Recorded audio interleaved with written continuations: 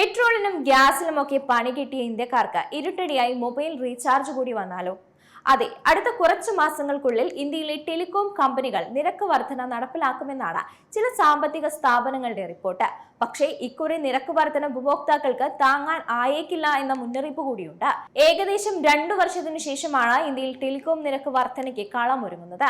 Iran യുദ്ധത്തോടെ വിലക്കയറ്റത്തിൽ പൊറുതിമുട്ടി നിൽക്കുന്ന ഇന്ത്യക്കാരുടെ വയറ്റത്തടിക്കുന്ന തീരുമാനമായിരിക്കും ഈ വർധന എന്നാണ് വിദഗ്ധരടക്കം സൂചിപ്പിക്കുന്നത്. നടപ്പു സാമ്പത്തിക വർഷത്തിന്റെ 3ാം പാദത്തിൽ മൊബൈൽ കമ്പനികൾ നിരക്ക് വർദ്ധിപ്പിക്കുമെന്ന് വിവിധ ബ്രോക്കറേജുകൾ മുന്നറിയിപ്പ് നൽകിയിട്ടുണ്ട്.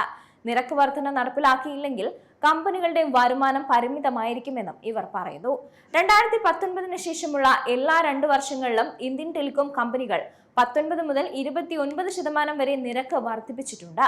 3ാം പാദത്തിൽ 15% വരെ നിരക്ക് വർദ്ധിപ്പിക്കാനാണ് കമ്പനികൾ ഒരുങ്ങുന്നത്.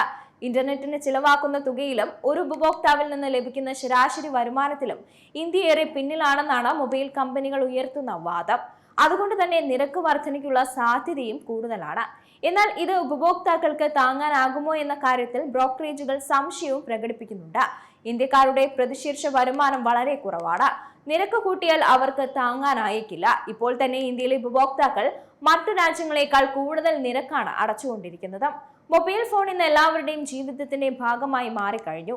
വിദ്യാഭ്യാസം, തൊഴിൽ, പണമടയ്ക്കൽ തുടങ്ങി മൊബൈൽ ഫോണിനെ ആശ്രയിക്കാതെ ആർക്കും മുന്നോട്ട് പോകാനും കഴിയില്ല. അതുകൊണ്ട് തന്നെ റീചാർജ് ചിലവിൽ ചെറുതായി ഉണ്ടാകുന്ന ചിലവ് പോലും ആളുകളെ കാര്യമായി ബാധിക്കുമെന്നതും ഉറപ്പാണ്.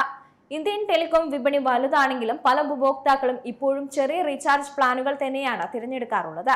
ഇതിലുണ്ടാകുന്ന ചെറിയ മാറ്റം പോലും അവരുടെ കുടുംബ ബജറ്റിനെ താളം തെറ്റിക്കുമെന്നും സാമ്പത്തിക വിദഗ്ധർ മുന്നറിയിപ്പ് നൽകിയിട്ടുണ്ട്.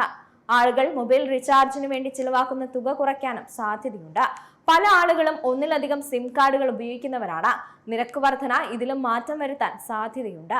മൊബൈൽ നെറ്റ്വർക്കുകൾ നിർമ്മിക്കാനും അത് മാനേജ് ചെയ്യാനും ഒപ്പം സ്പെക്ട്രം അനുവദിച്ച് പണം അടയ്ക്കാനും മൊബൈൽ കമ്പനികൾക്ക് വലിയൊരു തുക തന്നെ ആവശ്യമാണ്. ഇത് കണ്ടെത്താൻ മൊബൈൽ റീചാർജ് പ്ലാനുകളുടെ നിരക്കുയർത്തുക മാത്രമാണ് കമ്പനികളുടെ മുന്നിലുള്ള ആകെ വഴി, അതും എളുപ്പ വഴി. ഒരു ഉപഭോക്താവിൽ നിന്ന് പ്രതിമാസം ലഭിക്കുന്ന ശരാശരി തുക ഉയർത്തിയാൽ മാത്രമേ പിടിച്ചു നിൽക്കാൻ കഴിയൂവെന്നാണ് കമ്പനികളും വാദിക്കുന്നത്.